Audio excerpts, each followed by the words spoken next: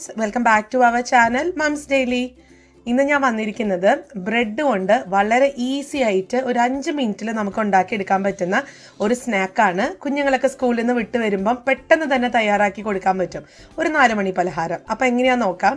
അപ്പോൾ അതിനായിട്ടൊരു ബൗൾ എടുത്തിട്ടുണ്ട്. ഇതിനകത്തോട്ട് 4 കഷ്ണം ബ്രെഡാണ് ഞാൻ എടുത്തിരിക്കുന്ന ബ്രെഡിന് അത്യാവശ്യം കട്ടിയുള്ള ബ്രെഡാണ്. നമുക്ക് ഈ ഒരു റെസിപ്പി ബ്രൗൺ ബ്രെഡ് കൊണ്ടോ അല്ലെങ്കിൽ വീറ്റ് ബ്രെഡ് കൊണ്ടോ ഒക്കെ ഉണ്ടാക്കിയെടുക്കാൻ പറ്റും കേട്ടോ.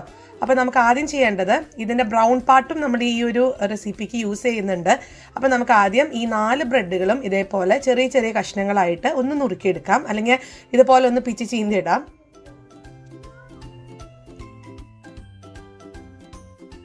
അപ്പം ഞാൻ ഈ ബ്രെഡൊക്കെ ഇതുപോലെ തന്നെ കീറിയെടുത്ത് വന്നിട്ടുണ്ട്. ഇനി ഇതിനകത്തോട്ട് ഞാൻ ഒരു സവോളയുടെ പകുതിയാണ് എടുത്തിരിക്കുന്നത്. അത് നീളത്തിൽ അരിഞ്ഞത് ചേർത്ത് കൊടുക്കുന്നുണ്ട്. സവോള നമ്മുടെ ഇഷ്ടത്തിനനുസരിച്ച് നിങ്ങൾക്ക് കൂടുതൽ ഇഷ്ടമാണെന്നുണ്ടെങ്കിൽ കൂടുതൽ ചേർക്കാം. അടുത്തത് ചേർക്കുന്നത് ക്യാപ്സിക്കമാണ്. ഇതൊക്കെ തികച്ചും ഓപ്ഷണലാണ്, നിങ്ങൾക്ക് ഇഷ്ടമുള്ള വെജിറ്റബിൾസ് ചേർക്കാവുന്നതാണ്. ഞാനിപ്പോൾ ഒരു ചെറിയ കഷ്ണം ക്യാപ്സിക്കം ഒന്ന് നുറുക്കിയിട്ടിട്ടുണ്ട്.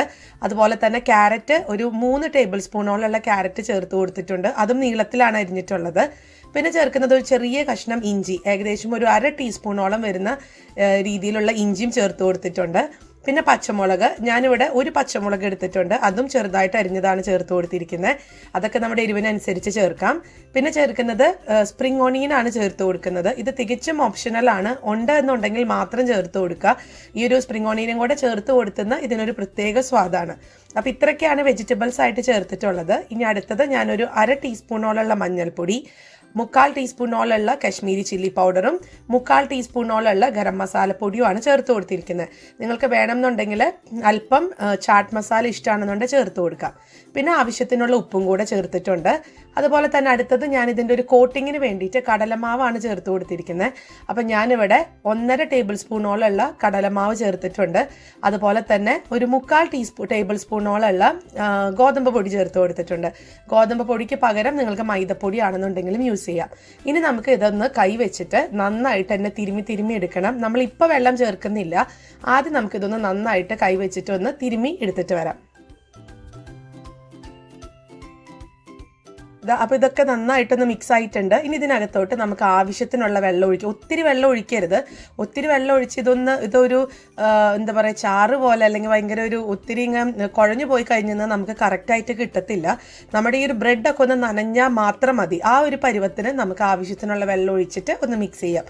ഏകദേശം ഒരു 4-5 ടേബിൾ സ്പൂണോളമുള്ള വെള്ളം, സാധാരണ വെള്ളമാണ്, ഞാൻ ചൂടുവെള്ളമൊന്നുമല്ല, പൈപ്പിൽ നിന്നൊക്കെ വരുന്ന തിളപ്പിച്ചിട്ട് ആറിയിട്ടുള്ള വെള്ളമാണ് ഞാൻ യൂസ് ചെയ്തിരിക്കുന്നത്. അപ്പോൾ അതും ഒന്ന് ഞാൻ ഈ ഇതിൻ്റെ ഒരു പരുവം എങ്ങനെയാണെന്നുള്ളത് കാണിക്കാം. അപ്പോൾ ഒത്തിരി വെള്ളം ഒഴിക്കാതിരിക്കാൻ പ്രത്യേകം ശ്രദ്ധിക്കുക.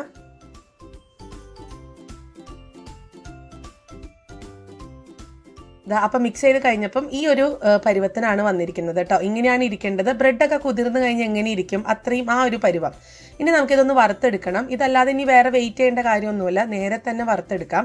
അതിനായിട്ട് ഞാനൊരു പാൻ അടുപ്പത്ത് വെച്ചിട്ടുണ്ട്. പാനിനകത്ത് എണ്ണ ചൂടായി വന്നിട്ടുണ്ട്. അപ്പം നമുക്കൊരു ഹൈ ഫ്ലെയിമിൽ ഇട്ടിട്ട് എണ്ണ ചൂടാക്കാം. അതിനുശേഷം ഒരു മീഡിയം ഫ്ലെയിമിലോട്ട് മാറ്റണം. എന്നിട്ടാണ് നമ്മളിത് വറുത്ത് എടുക്കാൻ പോകുന്നത്. അപ്പോൾ അതൊരു മീഡിയം ഫ്ലെയിമിലോട്ട് ഞാൻ മാറ്റിയിട്ടുണ്ട്. ഇനി നമുക്ക് ഇഷ്ടമുള്ള ഷേപ്പിലൊക്കെ ആക്കിയെടുക്കാം. ഞാനിപ്പോൾ ജസ്റ്റ് ഒരു പിടി പോലെ അങ്ങ് പിടിച്ചിട്ട് ചെറുതായിട്ട് ഒരു ചെറിയ രീതിയിലൊരു പിടി പോലെ എടുത്തിട്ടുണ്ട്. എന്നിട്ട് അതാണ് വറുത്തെടുക്കുന്നത്. അപ്പം നമുക്ക് ഇതിൻ്റെ ഒരു കളറൊക്കെ മാറി വരും. ഇത് ബ്രെഡാണ്, പെട്ടെന്ന് തന്നെ ഇതിൻ്റെ നിറമൊക്കെ മാറി വരും. പക്ഷെ അതുപോലെ തന്നെ ഉള്ളും വേവണം. അപ്പോൾ അതിന് നമുക്ക് മീഡിയം ഫ്ലെയിമിൽ തന്നെ ഇട്ടിട്ട് വേണം ഒന്ന് തിരിച്ചു മറിച്ചൊക്കെ ഇട്ടൊന്ന് വറുത്തെടുക്കാനായിട്ട്.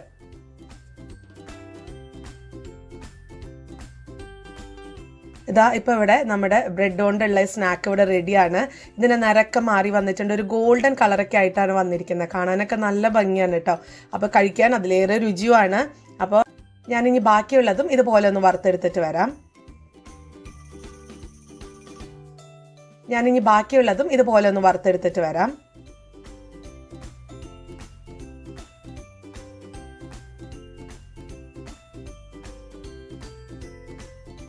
അപ്പം അങ്ങനെ ഞാൻ എല്ലാം വറുത്തെടുത്ത് വന്നിട്ടുണ്ട്. അപ്പം 4 കഷ്ണം ബ്രെഡിന് നമുക്ക് ഇത്രയും സ്നാക്കാണ് കിട്ടിയിരിക്കുന്നത് കേട്ടോ. അപ്പോൾ ഞാൻ എടുത്തിരിക്കുന്ന ബ്രെഡിന് അത്യാവശ്യം തിക്നെസ്സും ഉണ്ടായിരുന്നു.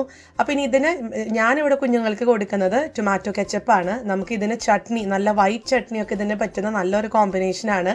ഏത് തരം ചട്നി ആണെങ്കിലും, അതുപോലെ മിൻറ്റ് ചട്നി, ഇതൊക്കെ നല്ലൊരു സ്വാദ് ഇതിൻ്റെ ഒരു കൂടെ പോകുന്ന ബെസ്റ്റ് കോമ്പിനേഷനാണ്. അപ്പോൾ എല്ലാവരും ഇതൊന്ന് ട്രൈ ചെയ്ത് നോക്കുക. നമ്മുടെ കുഞ്ഞുങ്ങൾക്കൊക്കെ തീർച്ചയായിട്ടും ഇഷ്ടപ്പെടും. അത്രയും ടേസ്റ്റാണ് ഇത് കഴിക്കാനായിട്ട്. കുഞ്ഞുങ്ങൾക്ക് മാത്രമല്ല വലിയവർക്കും ഒരുപോലെ ഇഷ്ടപ്പെടുന്ന ഈ ഒരു സ്നാക്ക് എല്ലാവരും ട്രൈ ചെയ്ത് നോക്കുക. എന്നിട്ട് എങ്ങനെ ഉണ്ടായിരുന്നു എന്നുള്ളൊരു അഭിപ്രായം കമൻറ്റ് ബോക്സിൽ അറിയിക്കുക. ഇഷ്ടപ്പെടുവാണെന്നുണ്ടെങ്കിൽ ഫ്രണ്ട്സിൻ്റെ ഒക്കെ അടുത്ത് ഷെയർ ചെയ്യാനും മറക്കരുത് കേട്ടോ. അപ്പോൾ നമുക്കിനി അടുത്തൊരു വീഡിയോ ആയിട്ട് ഉടനെ കാണാം. അൻറ്റിൽ ദെൻ ബൈ.